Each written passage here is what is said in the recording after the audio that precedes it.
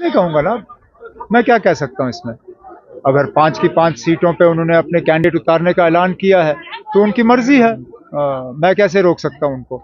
लेकिन अब कश्मीर की 3 सीटों पे हमने उन्हीं के फॉर्मूला के बुनियाद पे कैंडिडेट्स का ऐलान किया। आपको याद होगा जब डीडीसी के इलेक्शन हुए, डीडीसी के इलेक्शनों में हमने पहले उनसे कहा था कि 2019 के पार्लियामेंट इलेक्शन के नतीजे जो हैं उसके बुनियाद पे कैंडिडेट्स का फैसला होना चाहिए। वो उस वक्त पीडीपी को काबिल कबूल नहीं था।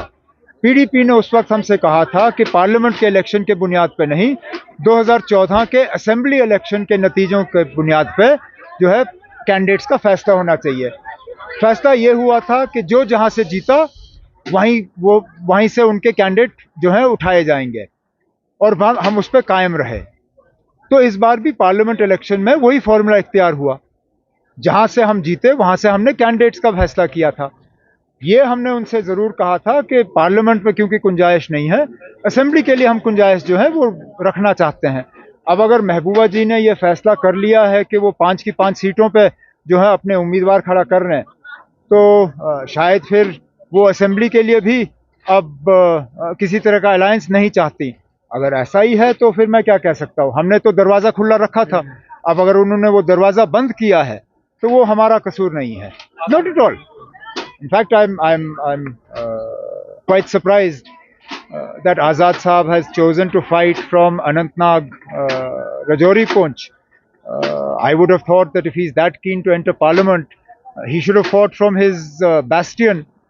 His strength is believed to be Chenab Valley. I would have thought he would have fought the Udhampur seat. The fact that he is not fighting Udhampur and is fighting from Rajouri Poonch, clearly there is more than meets the eye. जैसे कहते हैं दाल में कुछ काला है। अब क्या वजह है, किस प्रेशर में आके वो अनंतनाग रजौरी पुंछ से इलेक्शन लड़ रहे हैं, मैं कह नहीं सकता हूँ। लेकिन कोई बात नहीं, सबसे बेहतरीन और सबसे स्ट्रॉन्ग कैंडिडेट जो है इस इलेक्शन में नेशनल कॉन्फ्रेंस की तरफ से लोगों के सामने हमने पेश किया हुआ मियां अल्ताफ साहब, और कोई भी उनके मुकाबले में हो, हम ये उम्मीद कर रहे हैं कि भारी अक्सरियत से मियां साहब की कामयाबी होगी।